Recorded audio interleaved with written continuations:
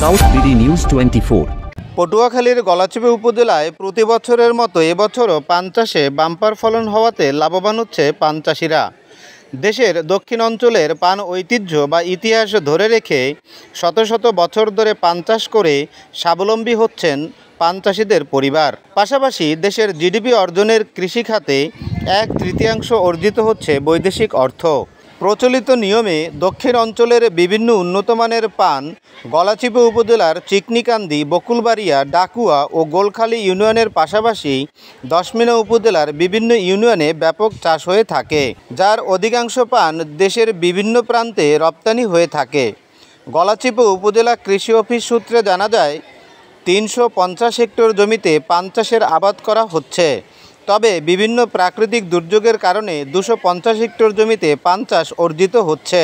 চলতি মৌসুমে আবহাওয়াগত কারণে কিছু কিছু এলাকায় অধিক বৃষ্টি জলের কারণে পানের বর তলিয়ে গিয়ে লতা পচে নষ্ট হয়ে পান চাষিদের ক্ষতি হলেও পানের বাম্পার ফলন হওয়াতে ক্ষতি পুষিয়ে নেওয়ার চেষ্টা করছেন।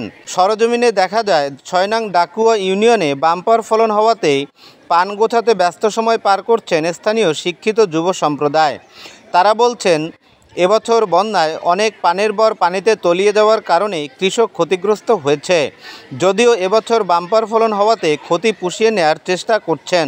আমি এই নতুন বর দিতে আসি, আরও আগে আমি বিজ্ঞ চাষি, অনেক পুরনো চাষি, কিন্তু এই পান পাতা আমাদের গলাচিপা ও ডাকুয়া ইউনিয়নের এই পান পাতা বিভিন্ন জায়গায় লাকসাম, ফেনী, শ্যামবাজার, যে কোনো জায়গায় আমাদের পান পাতা এখন খুবভাবে ভালোভাবে চালু হয় বা অনেক বেশি টাকা বিক্রি করতে পারি, মান অনেক বাড়াইছি আমরা। এবছর আমাকে পান খুবই ভালো হয়েছে, কিন্তু এই বৃষ্টির কারণে আমাকে পান অনেক লস হয়েছে, লতার সমস্যা হয়েছে, নাহলে আমরা অনেক লাভবান হইতাম। বন্যার কারণে আমাদের অনেক লস হয়েছে এবং যদি বন্যা না হতো তাহলে আমরা এই পানের বরে অনেক লাভবান হতাম। আমাদের এই পান দেশে বিদেশে রপ্তানি করা এবং এই পানের বরে অনেক শ্রমিক কাজ করে।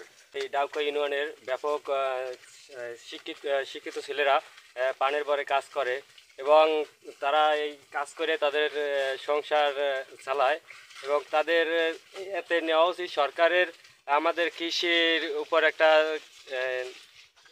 ব্যবস্থা নেওয়া উচিত, যাতে আমাদের বন্যায় ক্ষয়ক্ষতি না করতে পারে এবং বন্যার জন্য রাস্তাঘাটে এবং ব্রিজ দেওয়া দরকার, যাতে পানি আটকে। আমাদের বরের লতা অনেক নষ্ট হয়েছে, আবার কৃষি ধান ক্ষেত অনেক নষ্ট হয়েছে, সেগুলো যেন নষ্ট না হয়, এতে আমাদের সরকারের উদ্যোগটা নেওয়া উচিত। আমাদের এই উপজেলায় অনেক ক্ষয়ক্ষতি হয়েছে বন্যায়, পানি নামতে পারে না, কালভার্ট নাই, ছোট ছোট খালে বাঁধ দিয়ে তুইছে, মাটি দিয়ে পানি নামতে পারে না, যে কারণে আমাদের ধান চাষের ক্ষতি হয়েছে, বরের ক্ষতি হয়েছে, বরের পান নষ্ট হয়ে গেছে, লতা নষ্ট হয়ে গেছে।